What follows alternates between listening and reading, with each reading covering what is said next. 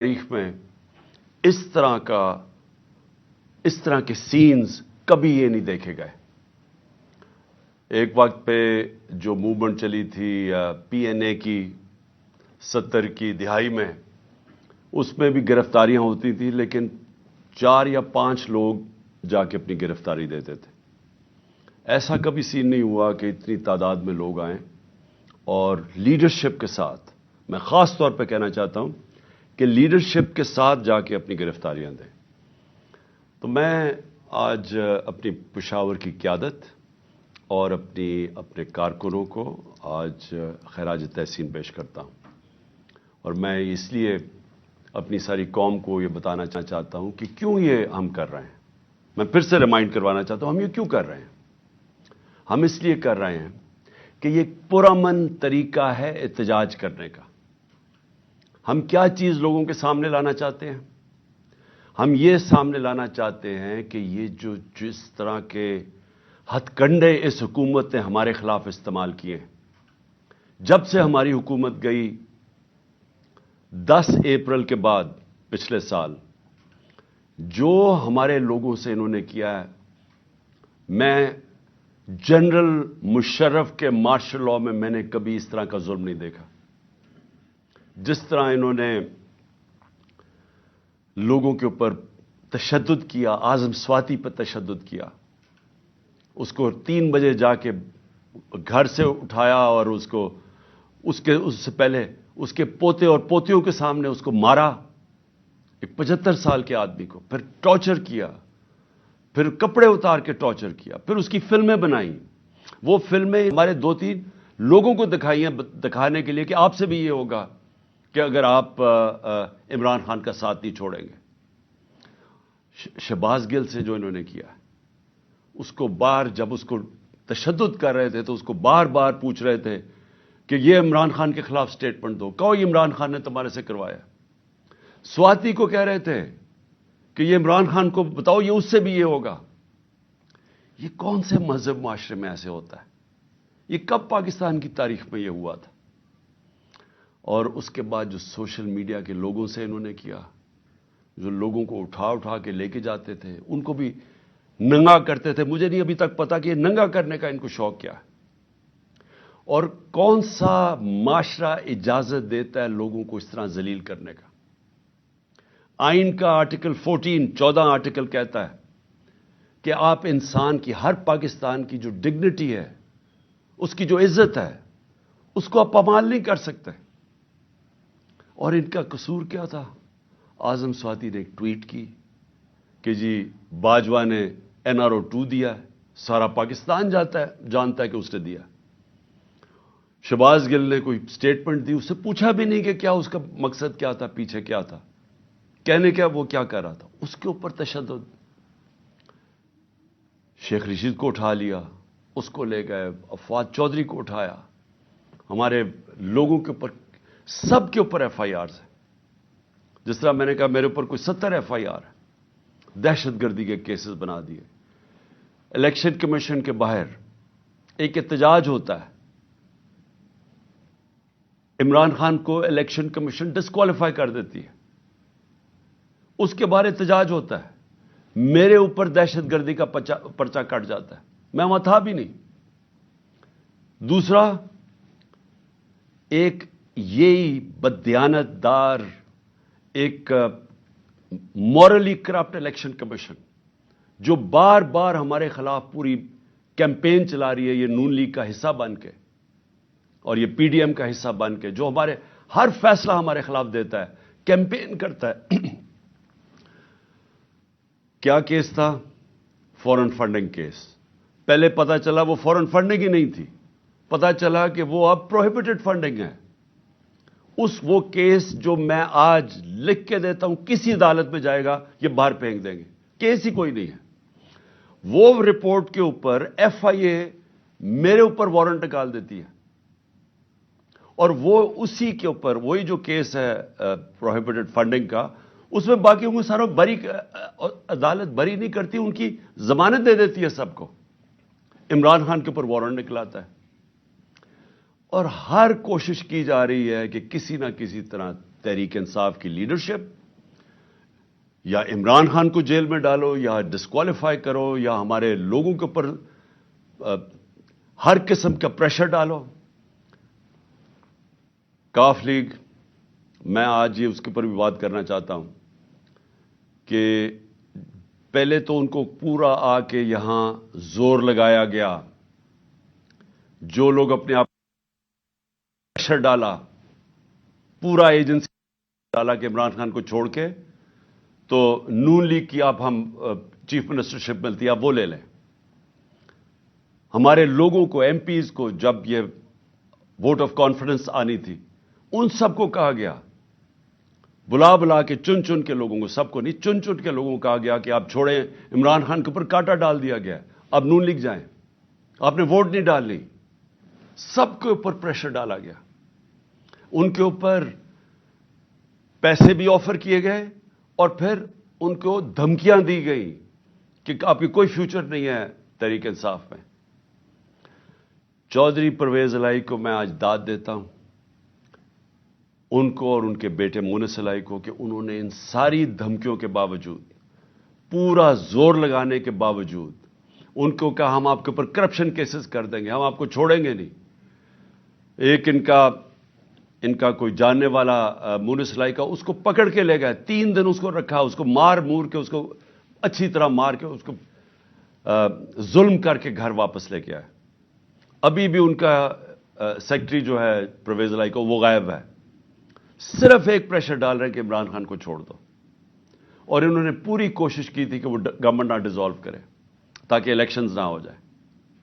اس لیے ہم نے پرویز الہی کو آنر کیا کہ انہوں نے اس سارے پریشر کے باوجود انہوں نے اپنی پارٹی بھی ضم کی، اور اس لیے ہم نے آنر کیا کہ ہم اعزاز دیتے ہیں پریزیڈنٹ اپنی پارٹی کا بنانے کے لیے.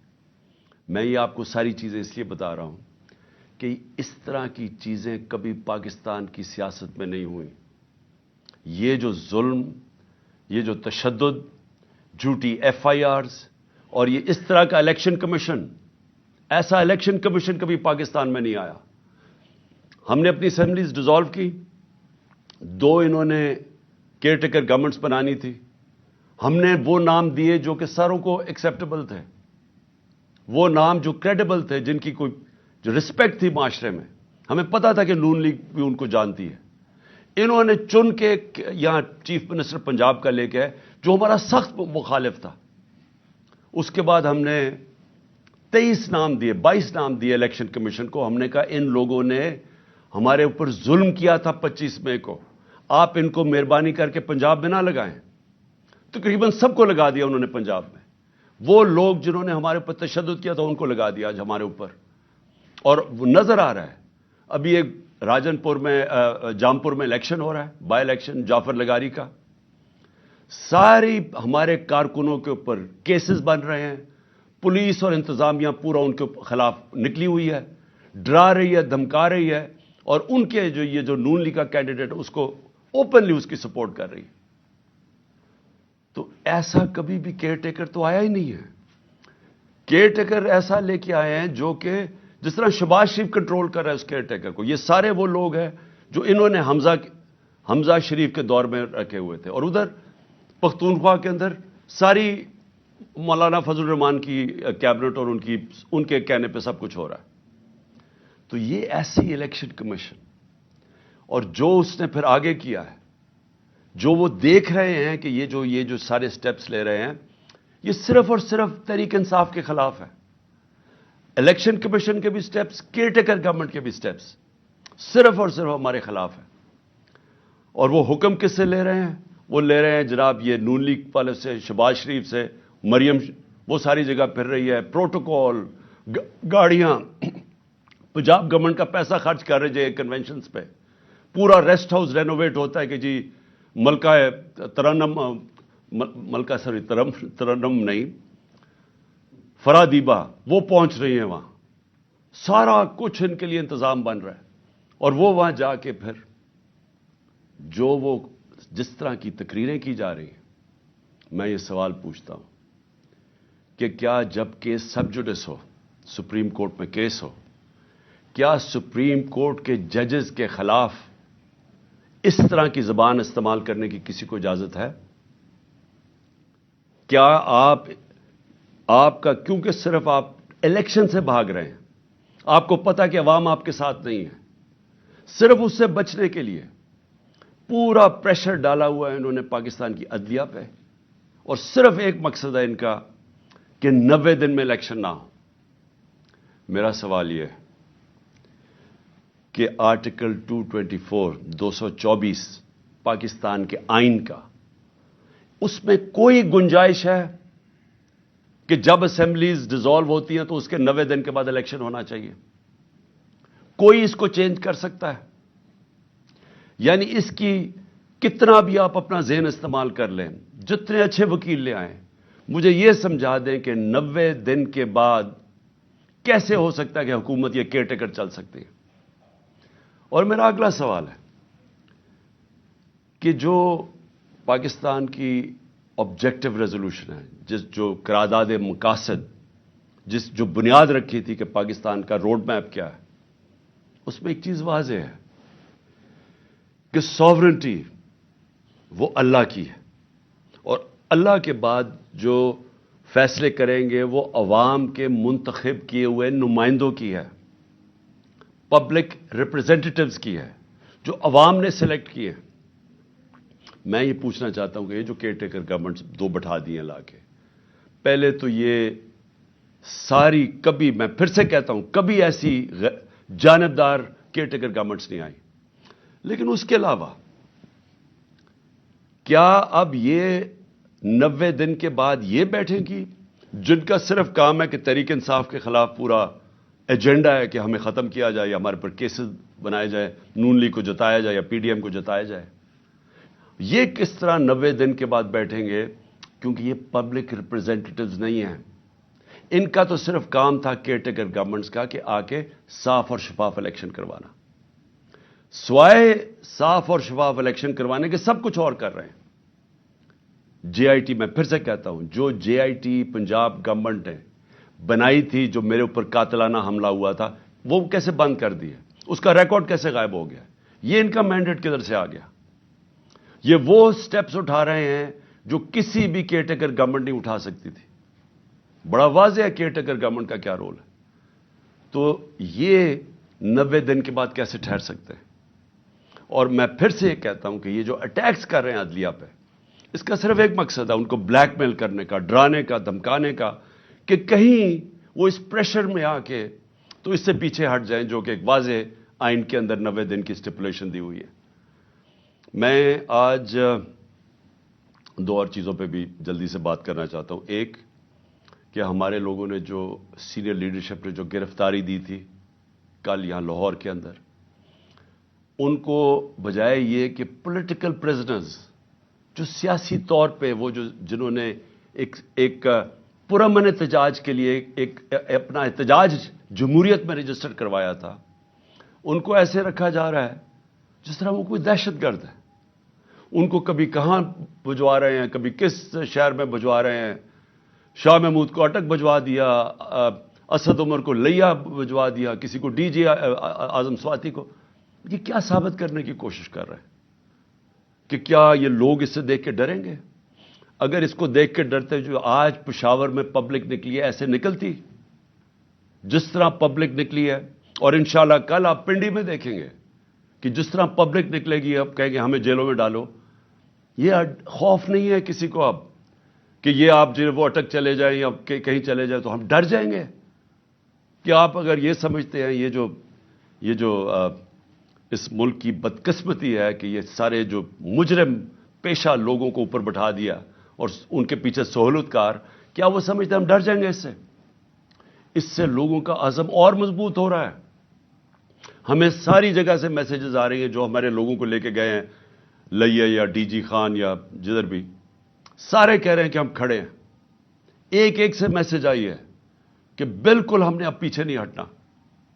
سو اس سے کوئی گھبرا نہیں رہا، اور کل انشاءاللہ پنڈی میں دیکھیں گے جس طرح پبلک نکلے گی، جس طرح ہماری قیادت تیار ہے اپنے آپ کو یہ جیل بھرو تحریک کے اندر شامل ہونے کے لیے۔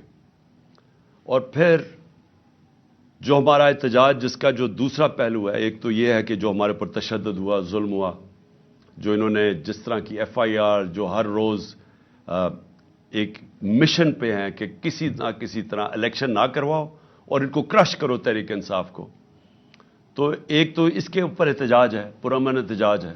اور میں یہ یاد کروا دوں آپ کو کہ سری لنکا میں انہی حالات کے اندر پبلک سڑکوں پہ نکلی تھی اور لوگوں نے جلائے تھے گھر، پرائم منسٹر کا گھر جلا دیا تھا، پبلک خود سڑکوں پہ آ گئی تھی.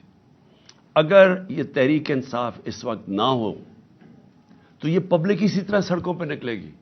جس طرح کے حالات یہاں بن گئے آج پاکستان میں، پبلک تو خود نکلنے کے لیے تیار ہے سڑکوں میں. میں اپنا جو لاہور ہائی کورٹ، مجھے 3 بجے تو ہمیں پتہ، انہوں نے جب ہمیں پتہ چلا کہ وہ بلا رہے ہیں اور وہ کہتے ہیں آپ کو پیشی دینی پڑے گی، 3 بجے تو فیصلہ کرتے ہیں. 4:15 بجے گھر سے نکلتا ہوں اور جو پبلک سڑکوں کے اوپر آتی ہے، ایسے تو پبلک کبھی نہیں نکلتی. تو پبلک تو تیار بیٹھی ہوئی ہے. جس طرح آج پشاور میں دیکھا، قوم تو تیار ہے. اگر ہم یہ پرامن طریقہ نہ اختیار کریں تو یہ قوم وہ راستہ اختیار کرے گی، یہ قوم اس طرف جائے گی جدھر اس ملک کے اندر تباہی مچے گی. اس کو روکنے کے لیے یہ پرامن احتجاج ہے. اور جو دوسری وجہ ہے میری احتجاج کی، جو دوسری وجہ ہے وہ میں بھی آپ کو بتا دوں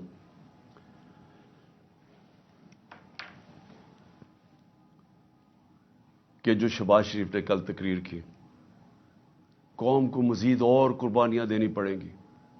شہباز شریف، یہ قوم 10 مہینے سے جو آپ نے سازش کر کے یہ چوروں کا ٹولہ اوپر بٹھایا ہے، جس میں آپ سب سے بڑے ڈاکو ہیں اور آپ اور بڑے بھائی اور آصف زرداری، آپ سے بڑے ڈاکو اس ملک میں آئے نہیں. 30 سال سے آپ چوری کر رہے ہیں، اربوں روپیہ آپ نے چوری کر کے ملک سے باہر بھجوایا ہے. ذرا پوچھیں تو صحیح ہے کہ آپ کا ٹبر وہاں رہتا کیسے ہے؟ کون سی آپ کی آمدنی تھی جو اتنے بڑے بڑے آپ نے گھر خریدے؟ یہاں کا چوری کا پیسہ تھا تو اپنا پیسہ باہر بھجوا دیا. 1100 ارب روپے کے کرپشن کیسز معاف کروا لیے اپنے، اور قوم کو کہتے ہیں کہ اوہ ابھی آپ کے امتحان ختم نہیں ہوئے، ابھی مزید اور مہنگائی آنے والی ہے. میں اس کے اوپر صرف یہ کہنا چاہتا ہوں کہ کبھی شہباز شریف لوگوں کو پوچھا ہے کہ آج لوگوں کا گزارا کیسے ہو رہا ہے؟ جب ہمارے دور پہ آپ بار بار ہر روز اسمبلی میں کھڑے ہو کے ہمارے دور میں تو کوئی اپوزیشن کے مسئلے نہیں تھے. جو آپ کے کیسز تھے وہ تو سارے آپ کے 95% کیسز آپ کے خلاف وہ تو پہلی گورنمنٹ سے بنائے ہوئے تھے، آپ کے اپنے دور میں بنے تھے. اسحاق ڈار تو آپ کی حکومت میں اس ملک سے فرار ہوا تھا. جب اس سے پوچھا گیا کہ اتنے زیادہ پیسے $5 ملین باہر کیسے بھجوائے ہیں، تو جب اسے جواب پوچھا ملک سے باہر بھاگ گیا. نواز شریف کے دونوں بیٹے آپ کے دور میں ملک سے باہر فرار ہوئے تھے. جب ان سے پوچھا گیا کہ بتائیں یہ آپ کی پراپرٹیز اربوں روپے کی کدھر سے آئی ہیں، وہ باہر بھاگ گئے. یہ جو اس کا شہباز شریف، آپ کا جو بیٹا، آپ کا جو داماد تھا، وہ آپ کے دور میں باہر بھاگا تھا جب پتا چلا کہ سرکاری طور پہ اس نے سرکاری ایک اپنی کوئی بلڈنگ کرائے پہ دی ہوئی تھی، وہ ابھی بنی نہیں تھی، اس کو جب پیسہ مل رہا تھا، جب اس سے سوال پوچھا وہ باہر بھاگ گیا. اور آپ کا پتہ ہے کہ آپ کا ٹرائل ہو رہا تھا اور آپ پکڑے جانے والے تھے مقصود چپڑاسی کے کیس میں، اور واپس آ کے جیسے ہی آپ اقتدار میں آئے تو 4 گواہ مارے گئے ہیں جن کو پیسے، آپ کے نوکر تھے جن کو پیسے آ رہے تھے، جس میں مقصود چپڑاسی، چاروں کو ہارٹ اٹیک ہو گیا. کوئی اتنی عمر بھی نہیں تھی ان کی، چاروں کو یہ ایک دم آتے ساتھ ہی 2 مہینے میں اٹیک ہو گیا. اور سب سے بڑی بات کہ جو انویسٹیگیٹ کر رہا تھا، جو آپ کا ایف آئی اے کا انویسٹیگیٹ ڈاکٹر رضوان تھا، اس کو بھی ہارٹ اٹیک ہو گیا. اور آپ نے سارے اپنے کیسز معاف کروا لیے اور لوگوں کو کہہ رہے ہیں کہ جو اور قربانیوں کے لیے تیار ہو جا. 30,000 جس کا تھا پچھلی اپریل میں جب نے سازش کر کے ہماری گورنمنٹ گرائی تھی، وہ آج صرف 20,000 کی چیزیں خرید سکتا ہے. آج کل کی مہنگائی میں 20,000 کی چیزیں خرید سکتا ہے، جس کا 30,000 مہینے کی تنخواہ تھی پچھلی اپریل میں. جو لاکھ روپے کماتا تھا جو گھر، اس کی صرف خریدار کی پاور 70,000 رہ گئی ہے. اور ابھی آپ جب مزید اور مہنگائی کریں گے تو یہ اور وہ نیچے ان کے پاس تنخواہوں کے اندر کبھی پورا ہی نہیں ہو سکے گا کہ وہ کس طرح بچوں کا پیٹ پالیں گے، اور آپ کہہ رہے ہیں ابھی اور مہنگائی ہوگی۔ تو یہ قوم آپ سے صرف ایک چیز مانگتی ہے کہ جو بھی آپ نے سازش کر کے وعدے کیے تھے نا کہ میں ایک دم پنجاب سپیڈ لا کے تو پاکستان کو اٹھا دوں گا، میں ترقی کر دوں گا، وہ ساری سوشل میڈیا پہ آپ کی سٹیٹمنٹس چل رہی ہیں۔ دیکھو میں آتے ساتھ ہی 6 مہینے میں کیسے پاکستان کو اٹھاتا ہوں۔ جب ایک جمہوریت کے اندر آپ اپنے وعدے پورے نہیں کر سکتے اور لوگوں کی کمر توڑ دیتے ہیں مہنگائی کے ذریعے، آج گھروں کے اندر مشکل پڑی ہوئی ہے، گھروں میں لڑائیاں ہو رہی ہیں، گھر میں جو بیویاں مائیں بیٹھی ہیں وہ کہتی ہیں ہمارا خرچہ پورا نہیں ہو رہا، خامد آگے سے کہتا ہے میں بچوں کی بھی فیس دینی ہے، میں کدھر سے پیسہ لے کے آؤں، میں نے کپڑے لینے ہیں۔ یہ ہوا ہے آج تک گھروں میں، اور آپ کہہ رہے ہیں مزید اور مہنگائی آنے والی ہے۔ یہ دوسری وجہ احتجاج کی، ہم 2 وجہ سے احتجاج کر رہے ہیں۔ اور میں آخر میں جاتے ہوئے اپنے ججز کو کہنا چاہتا ہوں کہ دیکھیں یہ ڈیفائننگ مومنٹ ہے پاکستان میں، یہ فیصلہ کن وقت ہے۔ اس ملک کی تاریخ بھری ہوئی ہے کہ اس طرح کے یا یہ جو طاقتور جو قانون کو اپنے آپ کو اوپر سمجھتے ہیں، یا وہ اس ملک کو پریشرائز کرتے ہیں اپنی عدلیہ کو کہ وہ ہٹ جائیں آئین سے، یا وہ انصاف دینے سے پیچھے ہٹ جائیں، یا تو وہ پریشرائز کرتے ہیں، وہ یہ جو نیوٹرلز کہتے ہیں ان کے پریشر میں مارشل لا لگتا ہے، یہ قائم توڑ دیتے ہیں، اور یا پھر یہ جو 2 مافیا خاندان ہیں۔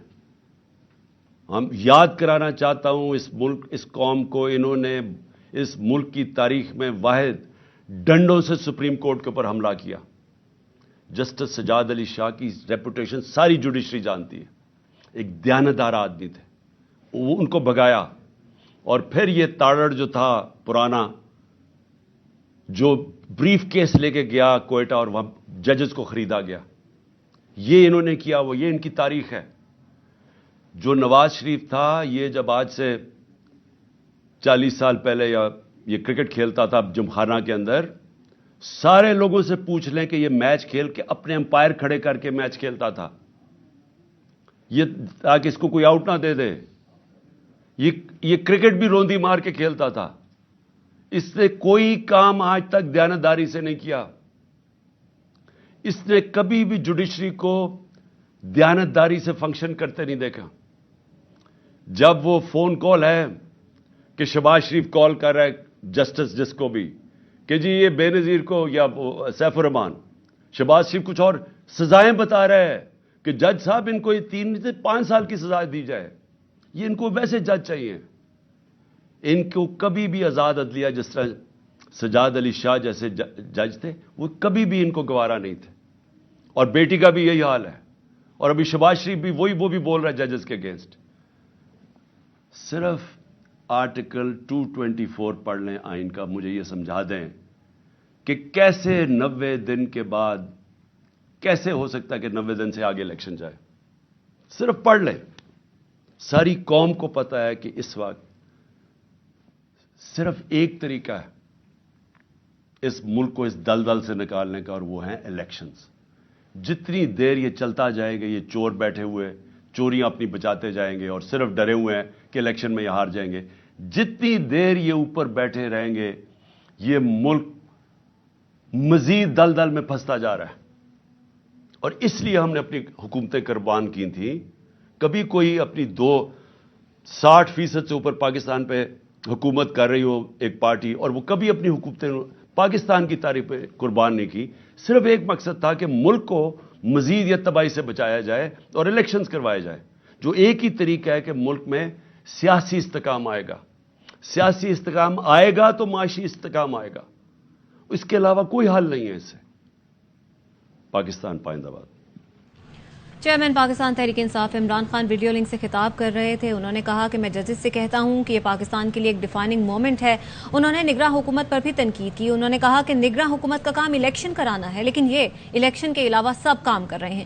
یہ سب سے جانبدار نگراں حکومت ہے۔ جس طرح آج لوگ پشاور میں جیل بھرو تحریک کے لیے نکلے، وہ بھی ایک تاریخ ہے۔ آپ دیکھیں گے کہ لوگ کل پنڈی میں بھی ایسے ہی نکلیں گے۔ انہوں نے کہا کہ ملک کی بدقسمتی ہے کہ مجرم اس وقت اقتدار میں ہے۔ بالکل، ان کا کہنا تھا کہ ابھی آپ کے امتحان ختم نہیں ہوئے ہیں، ابھی اور مصیبت آنے والی ہے. انہوں نے کہا کہ نواز شریف سے پوچھا اربوں روپے کی پراپرٹیز کہاں سے آئیں تو وہ باہر چلے گئے. پاکستان کے لیے ایک ڈیفائننگ مومنٹ ہے. انہوں نے کہا کہ ہمارے لوگوں کو گھروں سے اٹھایا گیا، 75 سال کے شخص کو دھمکی دی گئی، سوشل میڈیا کے لوگوں کو اٹھایا